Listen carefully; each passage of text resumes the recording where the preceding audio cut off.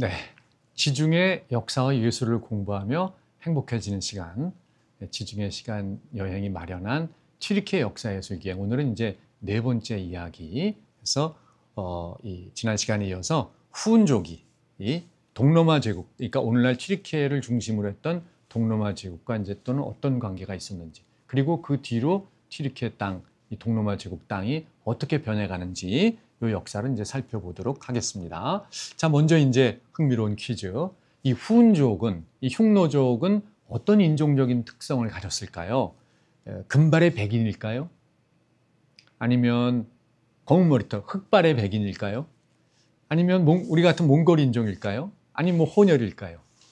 훈족은 어떻게 생겼을까? 우리가 생각해보고, 이제 훈 제국의 서로마 제국의, 그러니까 지난 시간까지 우리가 살펴본 게 469년에 아틸라 제국의 멸망까지였고, 오늘은 이제 그 훈이 쳐들어온 뒤에 서로마 제국의 멸망, 그리고 훈과 동로마 제국, 즉 튀르키예와는 어떤 관계가 있었는지 살펴보고, 그리고 이제 훈의 인종적인 특징은 어떤 건지 유물을 통해서 우리가 한번 들여다보고, 그리고 동로마 제국, 즉 오늘날 튀르키예 땅이 역사가 어떻게 전개가 되는지 여기까지 살펴보도록 하겠습니다. 자, 문명의 교차로 튀르키예를 공부를 통해서 우리가 예술혁명, 생산혁명, 금속혁명, 그리고 문자혁명을 우리가 본다, 이렇게 이제 기억을 하시고 38개의 탐방지를 이스탄불부터 시계 방향으로 돌아가면서 쭉 살펴본다, 이렇게 이제 우리가 기억을 하시면 되겠습니다. 자, 훈과 서로마 제국의 멸망. 자, 아틸라 제국이 453년에 아틸라가 갑자기 세장가 들고 죽고 나서 그 아들들이 제국을 지키지 못했어요. 그러니까 어떤 절대 권력자가 죽게 되면 그 뒤에 이제 굉장히 혼란을 겪게 되는 것을 인류 역사에서 여러 번 우리가 보게 되잖아요. 그것이가 이제 아틸라 제국이 대표적인 하나의 사례였고, 아틸라가 죽은 지 16년 만에 469년에 아틸라 제국이 붕괴가 됩니다. 근데 여기서 우리가 흥미로운 얘기가 뭐냐 하면은 바로 이 아틸라의 신하이던 게르만 부족 가운데 스키리족이라고 있어요. 그 스키리족의 그 게르만의 신하였던 게 에데콘이라는 사람이 있었는데, 이 에데콘의 아들이 오도아케르입니다. 학창시절에 많이 들어보셨죠? 서로마 제국을 476년에 멸망시킨 주역 게르만족 오도아케르. 이 오도아케르가 바로 아틸라 부하의 아들이에요. 흥미롭죠? 그래서 476년에 서로마의 마지막 황제인 로물루스 아우구스툴루스, 소년 황제였어요. 말기였으니까. 그래서 이 소년 황제를 오도아케르가 죽이진 않았어요. 그래서 나폴리의 달걀성이라는 데 유배를 시키고, 그리고 이제 그 서로마 지역은 이제 문패를 내리게 되는 거죠. 이제 팔라조 마시모 박물관, 로마에 있는 거기 이제 오도아케르 그 조각이, 주화가 보이죠. 그러니까 당시에 황금 주화라, 금화라고 하는 것은 지배자의 권위를 상징하는 일종의 대유법이죠. 그래서 오도아케르가 상당 기간 통치를 했다는 걸 보여주는 거고, 바로 오른쪽에 있는 거는 그 마지막 황제 아우구스툴루스, 로물루스 아우구스툴루스의 로마 주화입니다. 그래서 이 황금 주화는 황제로서, 통치자로서 군림했다, 이거를 상징하는 거다. 요건 좀 우리가 기억해 두시고, 제 뒤로 있는 저 나폴리 달걀성, 저기가 바로 로물루스 아우구스툴루스가 유폐됐던 성이다, 이렇게 이제 전설적으로 전해져요. 그리고 나폴리 민요에 나오는 산타 루치아 있잖아요. 그게 바로 저 뒤에 보이는 항구가 산타 루치아 항입니다. 나폴리의 원래 항이었고, 지금은 이제 저기서 약간 동쪽으로 옮겨가지고 거대한 그 유람선들이 들어오고 그러는 건 이제 동쪽에 있는 신항이고, 뒤에 보이는 게 이제 나폴리 산타루치아 항입니다. 이게 이제 산타루치아 항이다, 이렇게 보시면 되고. 자, 그렇다면 아틸라가 늦장가 가서 새벽에 싸늘한 시신으로 발견되지 않았다면, 그래서 몇 년 더 살았다면 452년에 라벤나 서로마 제국 수도를 침략했다가 교황의 중재를 받아서 일단 철군했고, 일단 페르시아 먼저 정벌하자 해서 사산조 페르시아로 먼저 쳐들어가려는 그걸 앞두고 세장가 들었다 죽었단 말이에요. 그럼 만약에 아틸라가 그때 죽지 않았다면 서로마는 훈의 멸망이 됐을까요? 그러니까 아틸라의 신하의 아들이 서로마를 멸망시켰기 때문에 조그만 스키리족의 용병대전에 가서 멸망시킨 거니까 글쎄요. 아틸라에 의해서 멸망됐을 확률이 컸을까요? 이제 우리 회원님들이 각자 생각해 보시면 될 것 같습니다. 자, 이제 훈과 동로마 제국과는 무슨 관계가 있을까?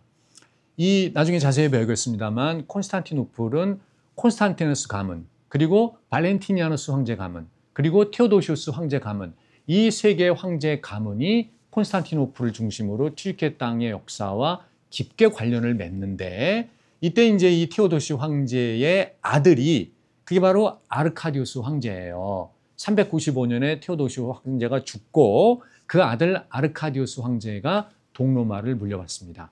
그 아르카디우스의 아들이 테오도시우스 2세예요. 여기가 테오도시우스 법전도 펴내고, 그러니까 우리가 이제 로마 그러면 로마 법체계, 많이 우리 로마법이 유명하죠. 그런 로마 법체계를 세운 사람이 바로 이 테오도시우스 2세예요. 그러니까 테오도시우스 황제의 손자.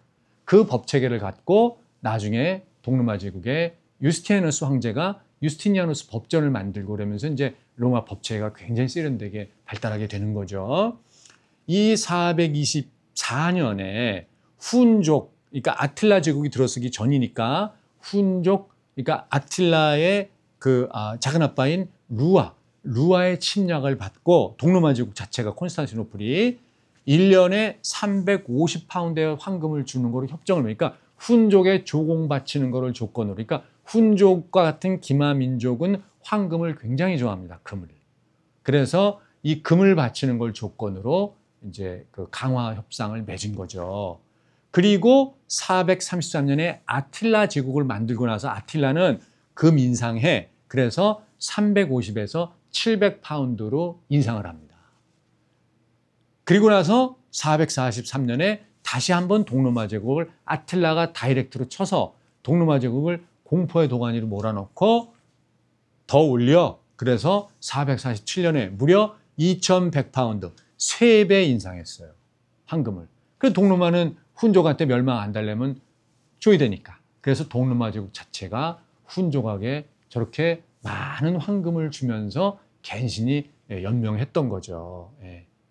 그러다가 453년에 아틸라가 사망을 하면서 더 이상 훈족이 외부를 쳐들어갈 수 있는 상황이 안 됐기 때문에 동로마는 자동으로 살아남은 거예요. 그리고 서로마는 앞서 말씀드린 대로 그 아틸라의 부하인 에데콘의 아들 오도아케르가 서마를 멸망시킨 거고, 동로마는 아틸라 제국의 황금 조공을 바치다가 아틸라가 죽으면서 슬그머니 이게 끊어진 거예요. 그게. 그래서 이제 이 동로마 제국이 살아남게 됐다. 이렇게 이제 된 거죠. 자, 그럼 훈족은 어떻게 생겼을까요? 훈족이.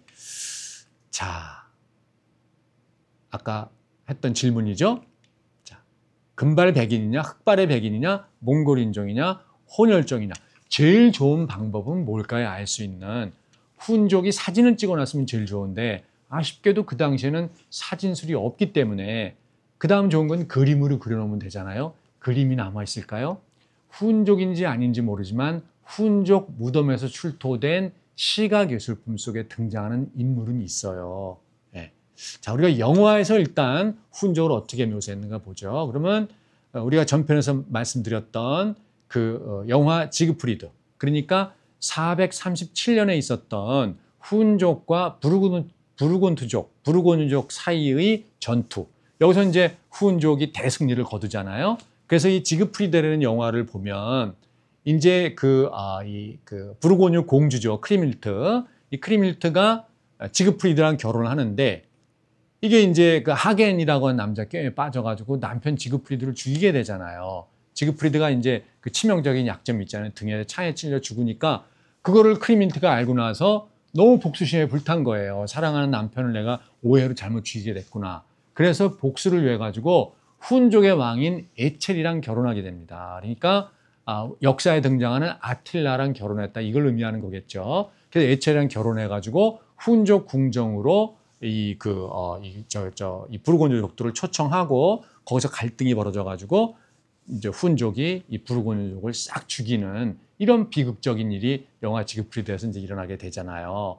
그러면 그때 우리가 이 영화 포스터, 이거는 제가 찍은 게 아니에요. 그래서 자료사진을 제가 하나 찾아왔는데 이게 저도 이제 이거를 우리 한 50년 전쯤에 한 50년 된 것 같은데 그래서 국민학교 다닐 때 이게 제가 봤던 기억이 나는데 이것이 이제 훈족의 에첼, 즉 아틸라를 묘사한 건데 이게 이제 서양 배우가 동양인 분장을 한 거예요. 그래서 정확하게 알 수는 없는 거고.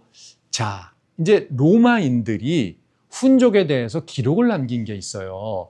그래서 그 기록을 보면 뭐라고 돼 있냐면 아미아누스 마르켈리누스라고 하는 로마의 역사가가 4세기 후반에 남긴 374년부터 이제 그 게르만족을 치기 시작, 서고트족을 치기 시작하면서부터 등장한 거니까 그 무렵에 로마인이 남긴 기록을 보면 훈족은 흉측하다 얼굴이 두개골을 날 때부터 납작하게 해가지고 아주 납작하다. 수염이 없다. 이렇게 묘사를 해요. 사람이기보다는 짐승 같다. 말 같지도 않다. 언어가. 이런 식으로 굉장히 비하하는 거죠. 그러니까 어서 동양에서 강력한 기마민족이 와가지고 막 쑥대밭을 내놓으니까 굉장히 부정적으로 묘사를 할 수밖에 없겠죠. 그죠?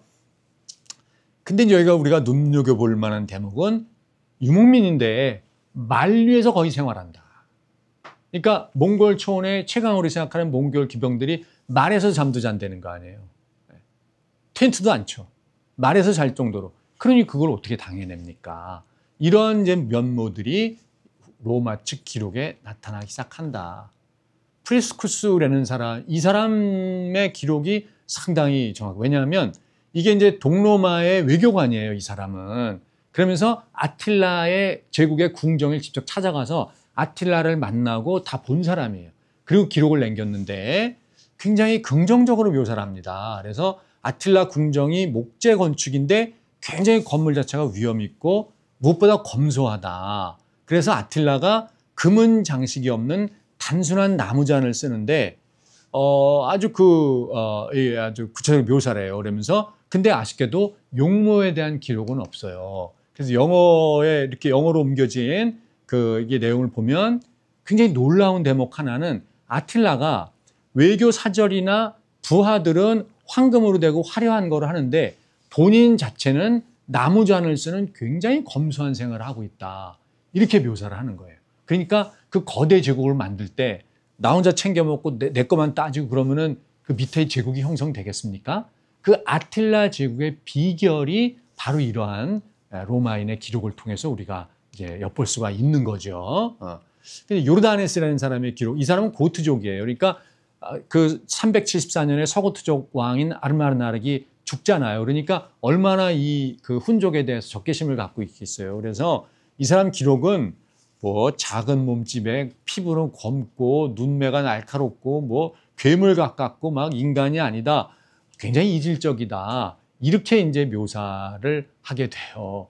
그래서 어느 게 진짜인지는 이렇게 알 수가 없고 일단 로마인들의 기록을 통해서 우리가 훈족의 묘사를 이렇게 알 수 있고 훈족의 유물을 우리가 직접 살펴보면 이것이 이제 투브 아이막이라고 울란바토르에서 서쪽으로 있는 그 지역에서 훈족 무덤에서 출토한 카페트입니다.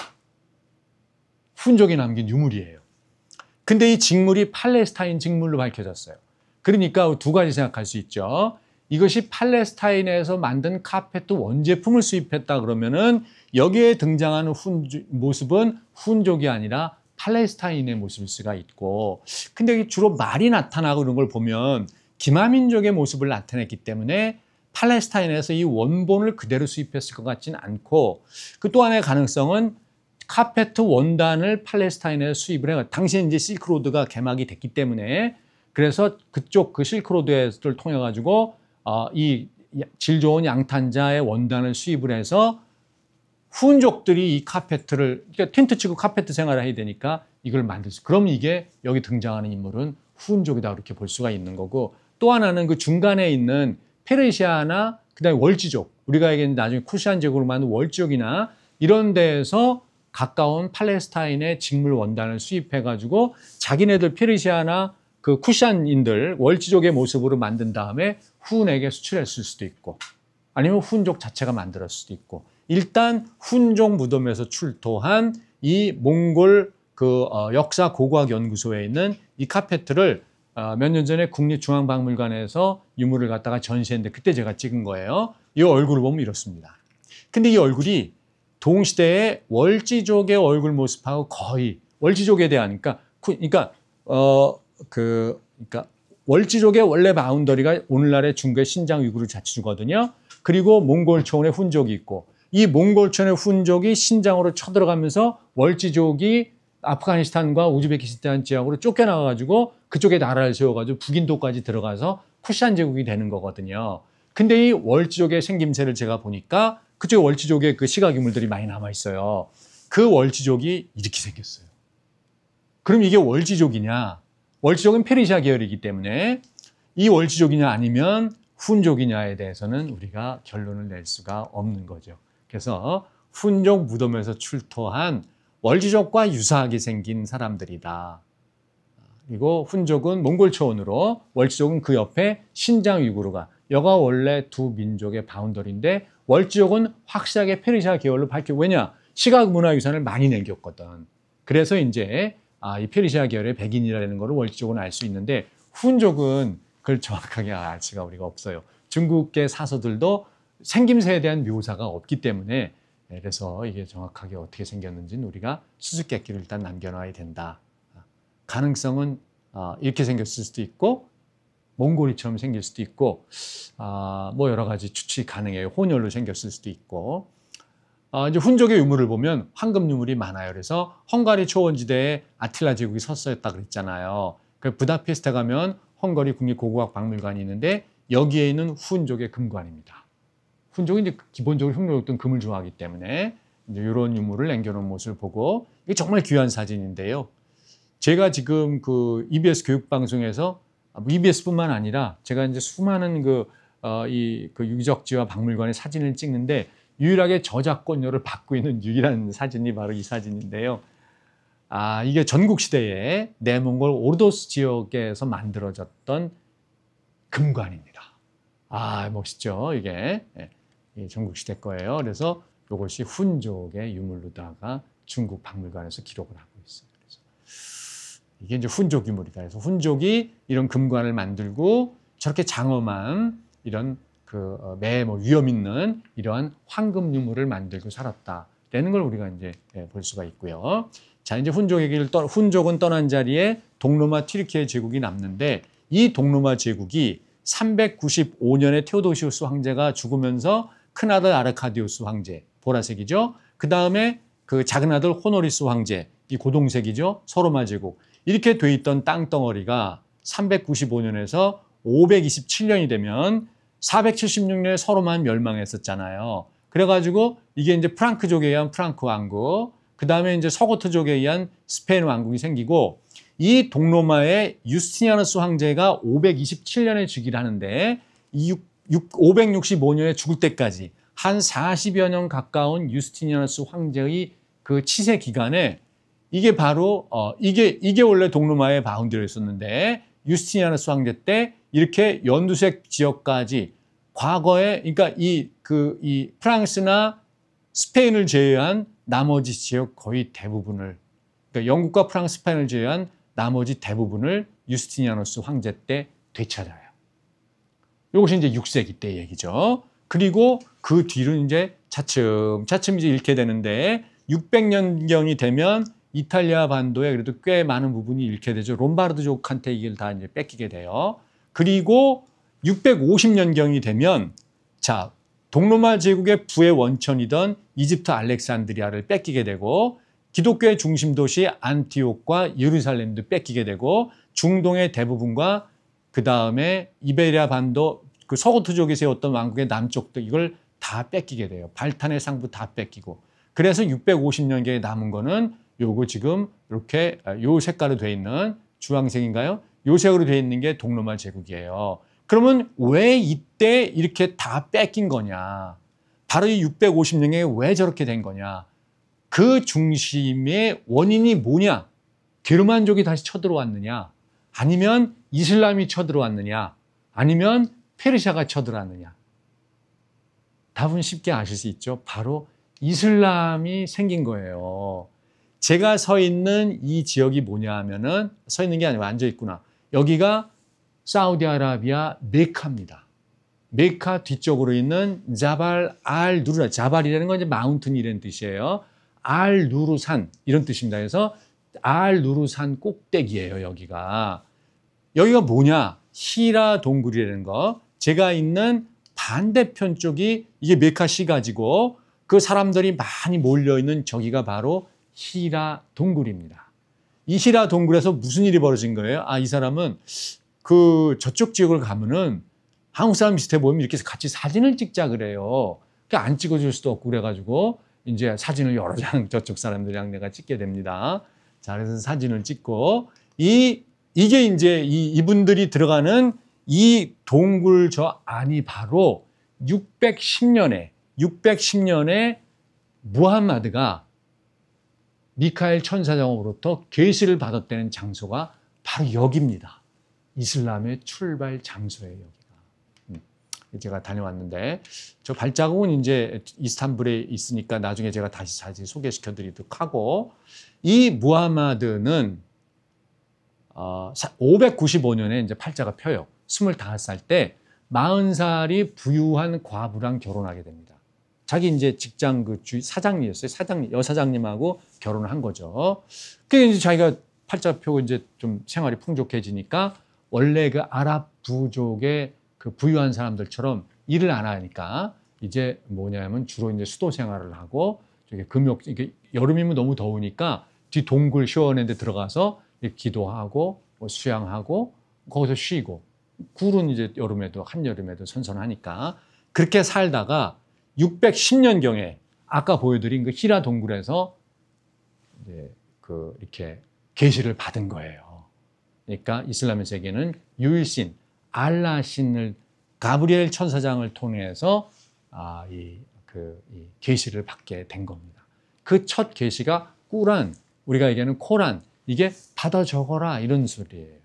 그래서 받아 적으라고 하는 그 유일신 알라의 계시를 바로 저 610년에 아까 보여드린 그 히라 동굴에서 받게 된 거다. 당시의 메카는 다신교사란 말이에요. 동로마 제국 자체가 이제 물론 동로마 제국이 저 때는 기독교 제국으로 갔습니다만 이쪽 지역은 예전 로마 제국처럼 다신교 전통이 남아 있었는데, 여기서 느닷없이 이제 이 무함마드가 이 유일신 알라 유일신 얘기를 떠드니까 누가 그걸 인정해 줬겠어요. 근데 이제 부인 하디자가 이제 젊은 남편이 어디 동굴에 가서 쉬다가 뭐 잠됐나 해가지고 남편이 이제 좀 그러니까 그래요 해가지고 부인 하디자가 첫 신도가 되고 뭐 이렇게 일종의 정신병자 취급을 받았죠. 그러다가 619년에 하심 가문의 수장이던 작은 아버지가 죽고 그 모든 어떤 재정적인 또 정신적인 큰 후원자이던 부인 하디자가 죽어요. 15살이 너무 많으니까.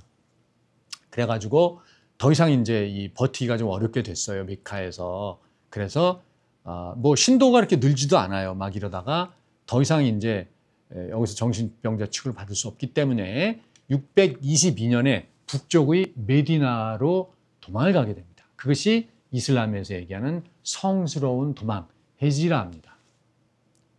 뭐라 그랬어요? 고향에서 환영받는 선지자는 없다. 예수도 그랬다. 예수도 고향 유대인들의 고발에 의해서 십자가에 처형을 당한 거니까 나도 고향에서는 더 이상 살 수가 없는 거다. 그래서 메디나로 도망을 가게 되는데 그것이 바로 이슬람 그 달력의 기원이에요. 그러니까 우리가 지금 올해를 2025년이라고 할 때는 기독교의 기원, 예수 그리스도가 태어난 영년을 서력 기원이 따지잖아요. 이슬람교에서는 622년이 영년입니다. 아시겠죠? 이렇게 되는 거예요. 그래가지고 이제 그 메디나로 가니까 거긴 다른 동네니까 뭐 무함마드가 누군지 잘 모르잖아요. 그리고 가르침이 그래도 받아들인 사람이 많아가지고 공동체를 형성을 하고 그리고 이제 꾸라이시 부족 여기를 이제 공격을 했어요. 그래서 이깁니다. 메카의 꾸라이시 부족이죠. 그래서 많은 그 뒤로 아랍인들이 이슬람을 개종을 하기 시작하고 마침내 630년에 고향 메카로 돌아와서 메카를 무혈 접수하게 돼요. 이게 이제 요즘 흔한 말로 대박 사건이 된 거죠. 그렇게 하고 제 뒤로 보이는 저게 메디나에 있는 알 마스지드 안 나바이. 이게 뭐냐면은 선지자 모스크. 무하마드가 메디나에 와가지고 620년 헤지라에서 맨 처음에 만들었던 모스크, 인류 역사상 최초의 모스크가 바로 저겁니다.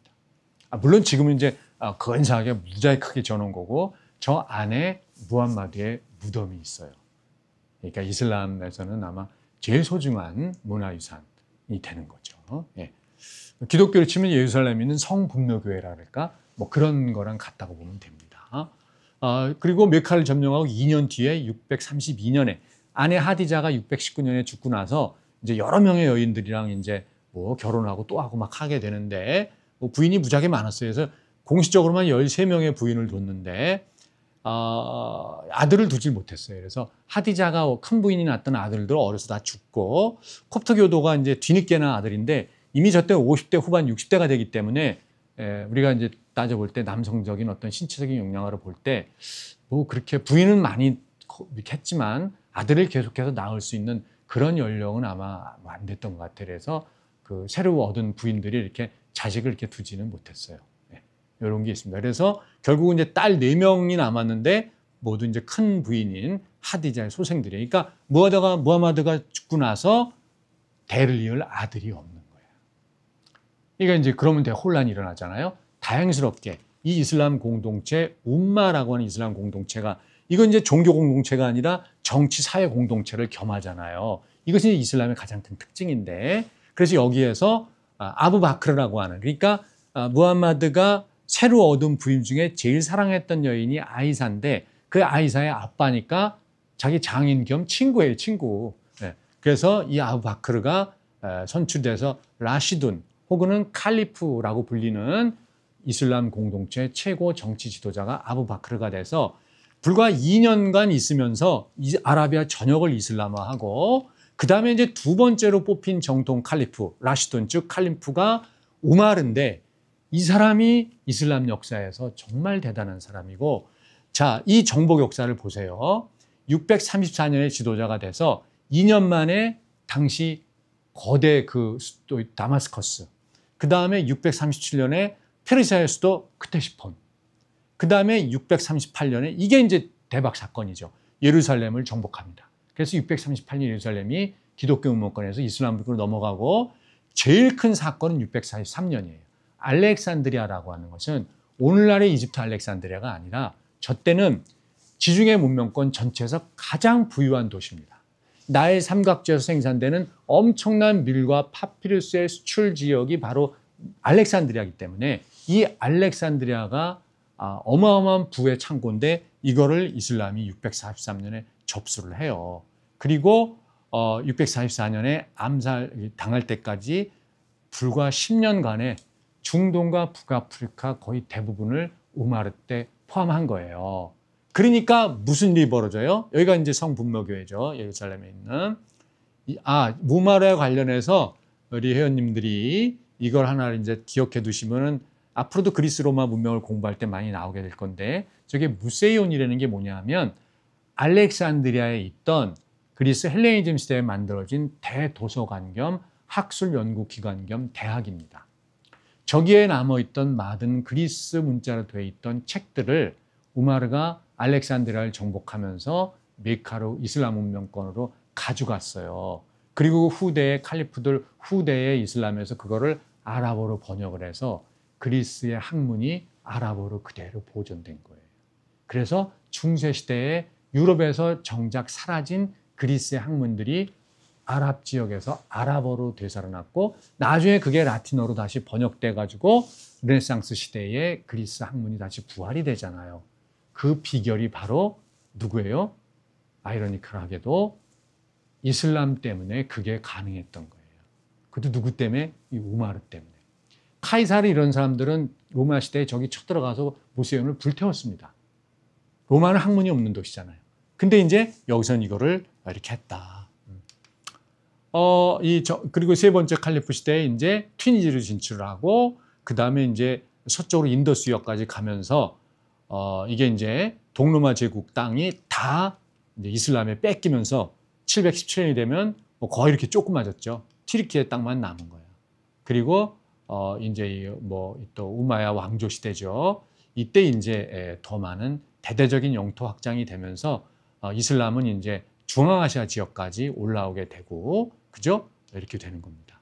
그래서 이슬람이 이렇게 여기 지도가 다 이슬람이 확장되는 750년까지 이슬람이 이렇게 확장되니까 이쪽에 있던 동로마 제국은 이슬람에 다 뺏기게 돼서 튀르키예하고 그리스의 일부만 동로마 제국이 남게 되는, 이렇게 되는 거죠. 그래서 동로마 제국은 점점 더 세계가 줄어들면서 11세기 중반이 되면 동로마 제국 땅이 요거만 남은 거예요. 이때 튀르키예 땅에 새로운 주역이 등장합니다. 11세기에. 그것이 바로 누구예요? 돌고래족, 튀르키예입니다. 그 얘기는 다음 시간에 이어가겠습니다.